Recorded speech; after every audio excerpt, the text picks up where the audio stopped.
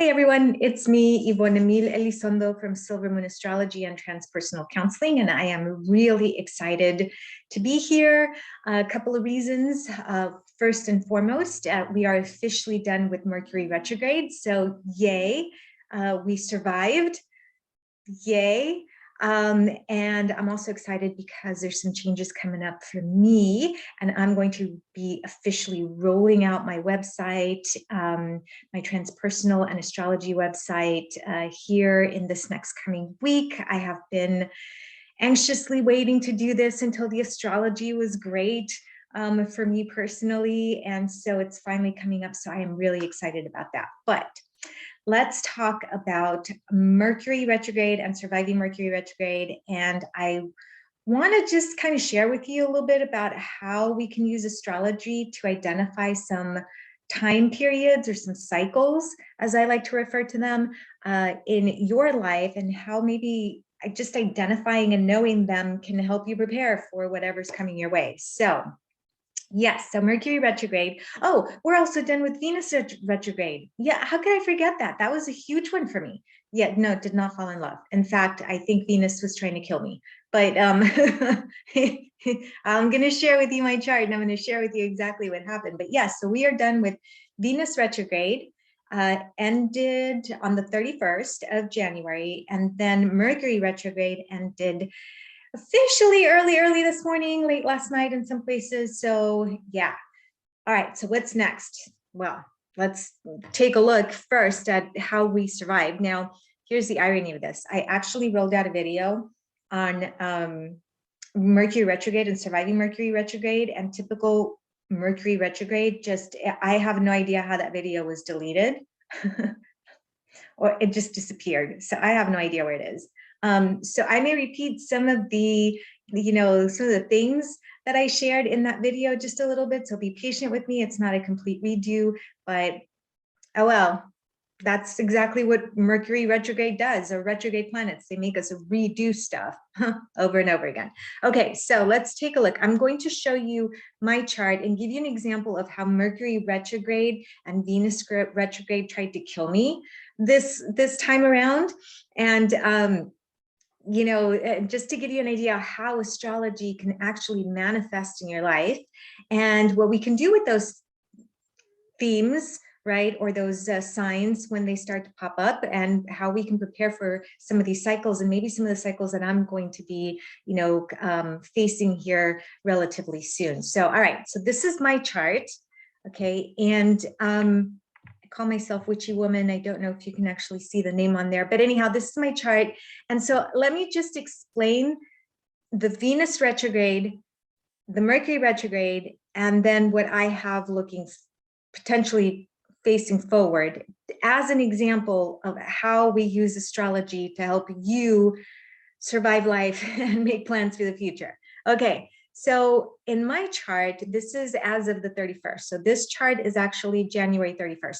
But here's Venus station, she's getting ready station to go direct on the 31st, which already happened. But when she started her retrograde cycle, she was way over here.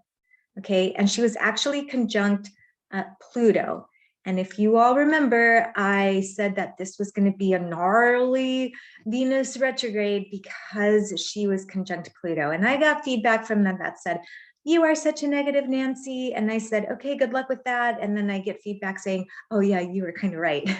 So I was kind of right. Anyhow, not being the point. So when Venus transited through my chart, right? So she started over here, and then she starts moving backwards across all of these personal planets right here. Okay, so the planets in dark and black and the planets in dark red, these right here, these are my natal planets in my chart. These are my personal planets. So Venus went over all of these planets on her way to retrograding through my life. Okay, it was not very pleasant. And then Mercury, when Mercury went retrograde about 3 weeks ago, he was at about, no, I do not need to, thank you, more storage, obviously I do, but anyhow, Mercury I think was at about 10 degrees Aquarius, if I'm not mistaken. I may be off with a degrees or two there. But anyhow, so Mercury trudges backwards, moves backwards, and transits right over Pluto now and my natal Mercury retrograde, and then across this really sensitive sign. So the reason I say that these two planets were absolutely trying to kill me was because they transited over this midheaven, super sensitive sign, went over my Mercury retrograde, how I'm thinking, went over my moon, my sun, and my Venus. But it squared Uranus in my chart in the house of health and work. And that is what was absolutely creating chaos for me from mid-December until literally yesterday. So let me just give, I even wrote these down, okay? Let me just give you some example of the stuff that I went through and how it manifested for me. Now, Venus is my ruling planet in my chart because I'm Taurus rising, okay? So as a Taurus rising, Venus is going to be my ruling planet, which means that anything that happens to Venus is really going to probably be very hyper impactful for me. And every single time it does happen, okay? Now, I have Mercury at the very top part of my chart, if I showed you that right there in that sensitive sign. So that's my most exalted planet. That's my most exposed planet. So those two planets for me in my chart are the most sensitive planets in my chart, and both of them got smacked. And then they smacked me. Yes. So Venus represents finances, okay, love, beauty, aesthetics, money, things that we value. The body, okay, can represent the body as men and how you take care of your body, okay? And Mercury represents the mind, communication, how we connect with people, how we portray ourselves mentally, intellectually, even academically to some extent, depending on where Mercury is. Mine is in Capricorn. And so what happened was both of these planets transiting, moving across my chart, were connecting with my Uranus in my 6th house. Now, Uranus represents sudden change, unexpected change, right? Circumstances, it kind of comes in and shakes things up, but it can also represent the nervous system.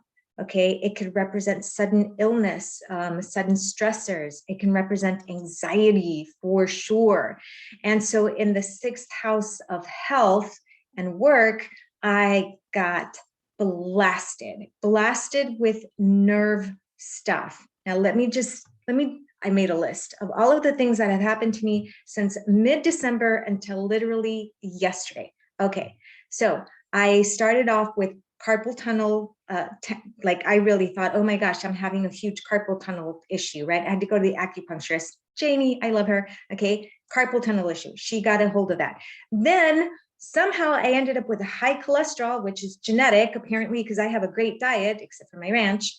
Yes, I know, Julie. And so now they put me on this statin type of drug. I had no idea what it was. I just kind of went, okay, you're telling me I need it. Don't do that. And I ended up with massive cramping of my muscles, which ended up with a huge 2-week sciatic nerve pain. It was excruciating and debilitating. I could barely get out of bed. And who helped me fix that? My acupuncturist, Jamie. Yes. So sciatic nerve pain, that's 2. Then as soon as Venus went retrograde in the middle of December, I started experiencing massive debilitating anxiety and panic attacks, which is not, I was a very anxious kid and young adult, but as an adult, I've learned to manage those things. I could not get a hold of myself. I mean, I took some Xanax. I had to because I could not calm my system, and that didn't even help calm my system down. I had the last week, I experienced this crazy tightness in my chest, and I thought, oh, this is it. I'm probably having, a heart attack of some sort, but all of my numbers were fine. Everything was good. Couldn't explain, and it was not anxiety. This was different than the anxiety. This was like, okay, we think I had bronchitis, I think, okay. I suddenly developed this pulsing sensation, okay, of heartbeat in my ear. which when I Googled about, made me fall off the ledge because it's supposed to be severely, like, potentially dangerous. So I had a CT scan for that, and lo and behold, everything is fine, except my eardrum is a little weird, okay? And then I developed, and not all in this order, mind you, it all kind of overlapped, neck and shoulder pain to the point where I was like, literally, I had to go to my chiropractor for like 2 weeks in a row. So all of this is nerve related. All of this is nerve related. Okay. Anxiety is nerve related. Your nerves are literally on fire, right? I had neck pain, sciatic nerve. I had a carpal tunnel. I mean, all of this was nerve related. And if you want to talk about finances, okay, finances are, it was like money was just flowing out of my account. I mean, not that it should, right? But it was just flowing out of my account. So I got blasted. Now here's where it gets really interesting. When Mercury retrograde in my chart connected with my Mercury retrograde is when the anxiety really kicked in. Okay. And then on top of that, Pluto was conjunct, was adding to the mix. And so I have this thinking of the mind connecting with that Plutonic energy that makes things big, that Mercury retrogrades tend to create anxiety more so if you're born with the Mercury retrograde like I am. That's why I was a very anxious person. I learned to manage it, okay? And then Venus comes along and boom, just starts activating all of this Uranus energy in the chart. And Uranus is about nerve pain and she's about the body. And literally last night was the last night that I had chest pain because I woke up this morning and I was like, oh, huh? What? Whoa, look at this. I feel really good. And then I looked at the chart and I was like, well, everything is direct. We don't have any retrograde planets.